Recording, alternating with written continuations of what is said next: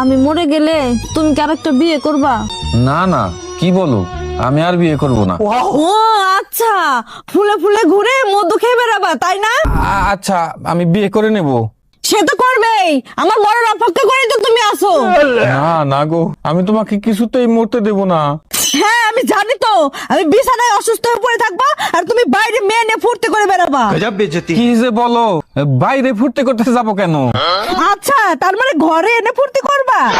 আচ্ছা, মুশকিল তো, ঘরে আনতে যাব কেন? মানে তার ঘরে যা ফুর্তি করবা? কে সেই রমণী? পাশের বাড়ির ভাবি? আমি মনে হয় বুঝি না। আরে ধুর, উনি তো বয়সে আমার অনেক বড়।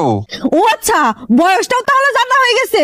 আরে না, আমি জানতে চাই নাকি, উনি তো নিজেই আমাকে বললো।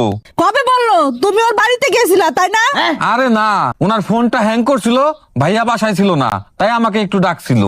ও আচ্ছা, ভাইয়া যখন বাসায় থাকে না তখন তুমি ওর বাড়িতে যাও না? চরিত্রহীন রংপট, আজই তোকে ডিভোর্স দেবো। আরে ধুর পাগলি, ডিভোর্স কি আর একদিনে হয় নাকি? ডিভোর্স দিতেও 3 মাস সময় লাগে। সে খবর নেওয়া হয়ে গেছে, বাকি কি রেখেছো আর শুনি? কি যে বলো, তুমি ঘুমাও তো।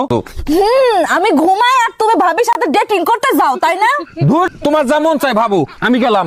আমার আর এই অশান্তি ভাল লাগে না। रुको जरा। সে তো যাবাই, তোমরা তো আগে থেকে টাইম ফিক্স করে রাখছো, তা যাবা না? যাও, আমি বুঝি না মনে হয়।